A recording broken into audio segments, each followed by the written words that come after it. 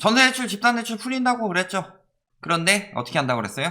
자, 증액분만 가능하다. 근데 이걸 가지고 태클 거는 인간들은 정신 나간 거예요. 예를 들어서 4억 전세대출 받았는데 얘가 6억으로 올랐다. 그러면은 2억이었는데 원래는 얼마까지 나오는 거예요?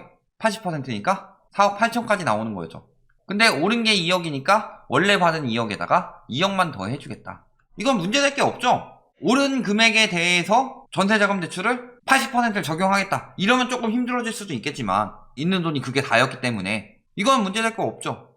그리고 저 전세 대출도 내주는데 한계가 있고 은행에는 분명히 한도가 있어요. 말씀드렸지만 우리나라 은행들은 지금 굉장히 위태롭습니다. 예대율 90%대죠. 안정권이 아니에요. 가계대출을 줄여야만 하는 상황이죠. 그 다음에 유동성 커버리지 비율은 이미 맞추지 못하고 있어서 연장됐고 내년 3월까지 지금 당장 맞추라고 그러면 은행권 붕괴 일어나니까 그러니까 대출을 강하게 조이고 있는 거죠. 또 한 가지 MSFR 이 경우도 어떻게 되는 거예요? 이거는 예전부터 도입이 됐는데 이것도 지금 굉장히 많이 떨어져서 100% 간당간당해요. 100% 이하로 떨어지게 되면 굉장히 위험해지는 거죠. 지금 다 그런 상황이다. 은행권에 돈이 없어요. 빌려줄 돈이. 왜? 빌려주면은 예를 들어서 은행은 장사예요. 내 지인이 아니에요. 부모님한테 한 1억만 빌려달라고 그래요. 뭐 1억이 많은 아니지만 그런데 부모님이 돈이 없어서 집을 담보로 대출을 받아서 1억을 빌려주셨다. 그 정도면 가능한데 사채 같은 거 쓰셨다. 신용도 굉장히 많이 떨어지죠. 근데 은행에서 나한테 돈을 빌려주기 위해서 은행의 신용도를 떨어뜨려라 라고 말할 수 있나요? 늘 말씀드리지만 은행은 이익 집단이에요. 기업이에요, 기업. 그러니까 은행에서는 어떻게 해야 되는 거예요? 내가 빌려주고 수익을 올릴 만큼 해야지 내 신용도까지 떨어뜨려 가면서 돈을 빌려줄 이유가 없다. 은행이 자기 돈 빌려줘요? 은행의 시작부터 보시면은 귀중품 보관업자가 시작한 거잖아요. 그래서 그 사람들이 맡기는 것을 통해서 돈을 맡기고 그러는데 나한테 막 1억씩 맡기고 그랬어요. 그런데 찾아가는 사람은 막상 보니까 많아야 100만원 정도밖에 안 찾아간다. 그러니까 남은 9,900만원 가지고 돈 장사하면서 시작한 게 은행의 시작이죠. 똑같다. 은행도 자기 돈이 아니라 남의 돈으로 하는 거예요. 그런데 은행의 신용도가 떨어지면 어떻게 되냐? 돈을 안 맡긴다. 돈을 안 빌려주고 은행채도 안 사고 그러면은 그 은행은 쇠퇴의 길을 가게 됩니다. 그러니까 돈을 안 빌려주는 거죠.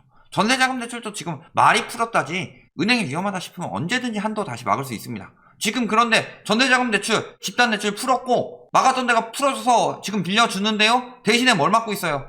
신용대출 주담대 막고서 그 자금 전세자금 대출로 돌리는 거예요. 일단은 정부에서 그렇게 하라고 했으니까. 그러면 신용대출하고 주담대는 앞으로 더 막힐 거예요. 전세자금 대출, 집단대출 빌려줄 돈을 어디서 끌어오느냐? 주담대랑 신용대출 빌려줄 돈을 막아버리고 이쪽으로 빌려주라고 하니까 그쪽으로 빌려주고 있는 거다. 그럼 집값이 오를 수 있겠어요? 그리고 두 번째, 그 돈까지 다 쓰게 되면은 은행에서 돈을 빌려주겠어요? 최대한 천천히 빌려주려고 깐깐하게 빌려주고 있다. 잔금대출도 역시 심사 강화했죠.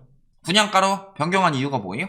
돈 조금이라도 덜 빌려주려고 최대한 많은 고객한테 빌려주려고 한 명한테 많이 빌려주면 안 된다. DSR 규제가 왜 차주별로 바뀌었을까요? 한 명에게 많이 빌려주면 안 돼요. 한 명에게 많이 빌려주면 그만큼 위험도가 커지죠. 예를 들어서 생활자금으로 1억을 빌려주는데 한 명한테 1억 빌려주는 거랑 100명한테 100만원씩 빌려주는 거랑 똑같은 신용도라고 보면 100만원 갚는 건 일도 아니죠. 한 달에 일해서 벌면 되니까. 근데 1억 갚으려면은 고연봉자도 1년 이상 벌어야 돼요. 저연봉자는 말할 것도 없고 그러면 그만큼 위험해진다는 거죠.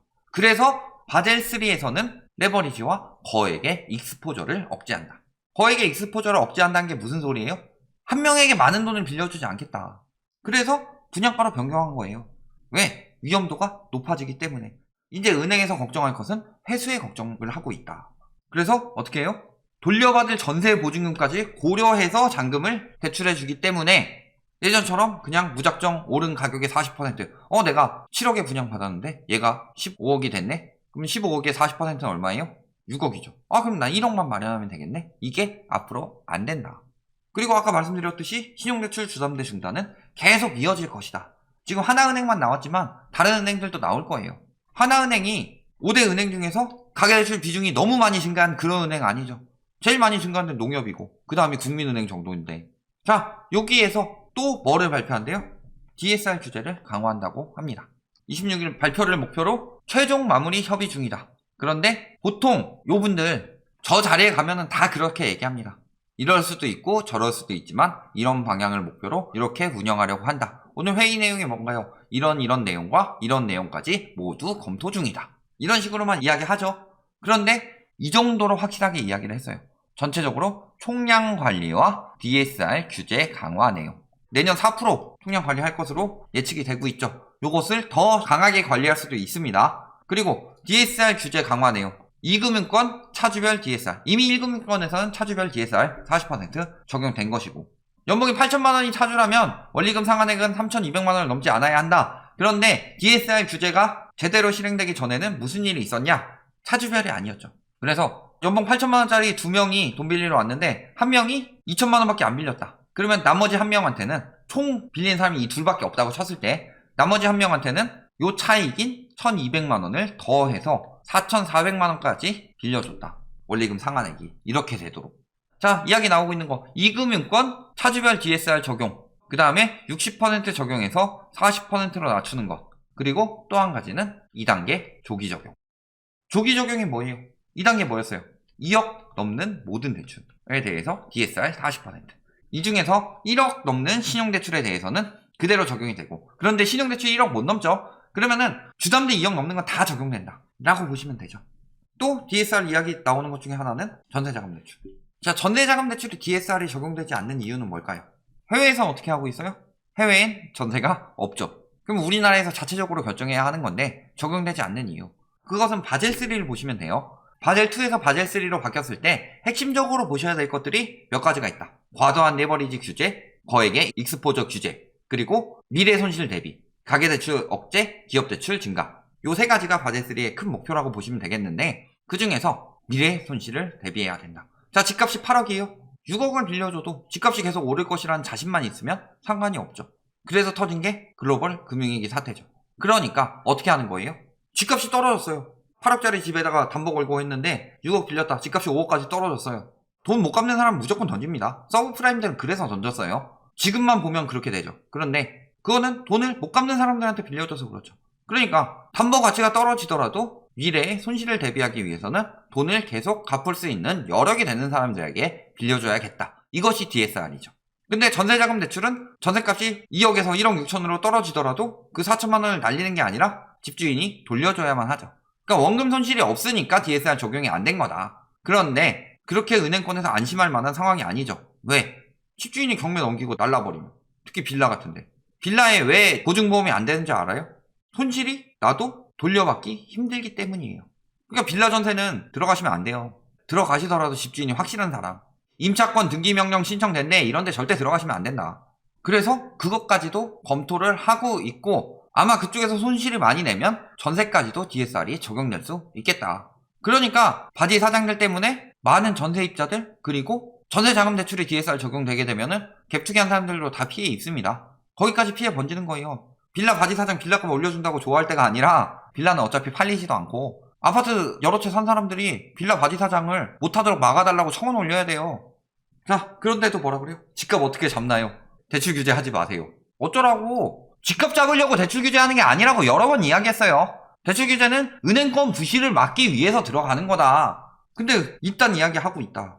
자산 불평등 심화시키고 전세를 없애는 정책이 방향이 맞는지. 저거 한다고 전세 없어져요?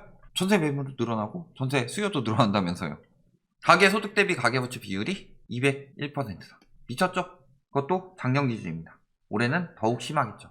가계부채 추이도 끊임없이 올라가고 있다.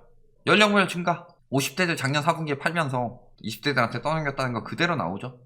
거기다 생산자 물가는 또 역대 최고 찍었답니다. 유가가 불지른 생산자 물가. 자, 유가는 당분간 떨어질 걸로 보이지 않죠? 유가 낮추려면은 오펙 같은 데서 생산량 늘려야 돼요. 그렇지 않는 이상 유가 떨어뜨리기는 힘든데, 걔네가 뭐 물론 압력을 받아서 생산량을 높일 수는 있겠지만, 그리고 또 미국에서 셰일 오일 다시 활성화 시켜야 된다. 왜? 저번에 유가가 40달러대로 떨어지면서 셰일 오일은 40달러는 돼야지 그나마 채굴성이 있는 거예요. 채굴성이 있다는 거는 거의 본전치기다. 지금 정도에서는 다시 시작해야 되죠. 그래야지 새로운 유입이 들어오기 때문에 유가 안정에 기여를 하겠죠. 근데 지금 그런 상황들이 보이냐? 그러니까 어떻게 해야 되는 거예요? 지금 물가는 당분간 잡힐 가능성이 높지 않다. 물가가 잡힐 가능성이 높지 않은데 금리 인상은 얼마 안 될 거라고 이야기하는 것 자체가 굉장히 웃긴 얘기 아닌가요?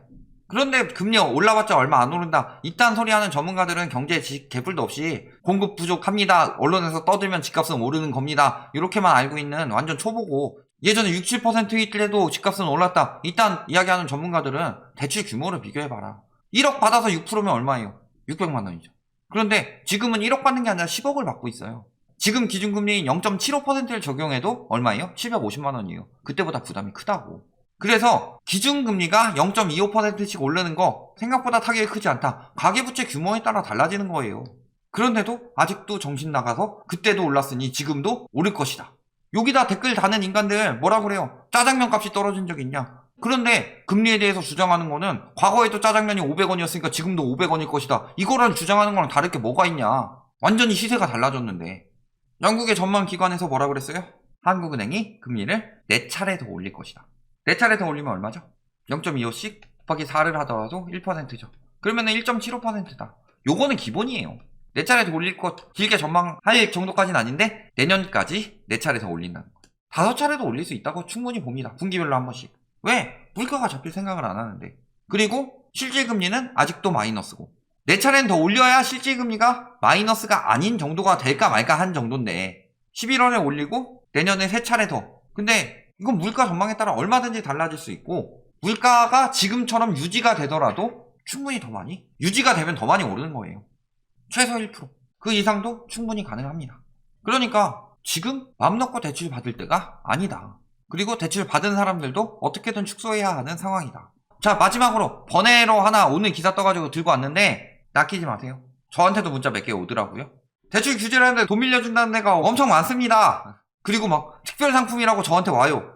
근데 주거래 은행도 아닌데 미친 거 아니에요? 그러면서 뭐 지원 예산 나왔다. 이거 다 거짓말인 거 아시죠? 속으시면 안 돼요. 요거 개인정보 빼내가고 당신을 터는 겁니다. 급좀 필요하면은 본인이 연락을 하세요. 급좀 필요한데 당신에게 돈을 빌려주겠습니다 하는 문자는 당신의 개인정보를 빼내가고 돈을 빼가려고 하는 사기던가 아니면은 어디서 불법적으로 당신의 개인정보를 알아온 사람이다.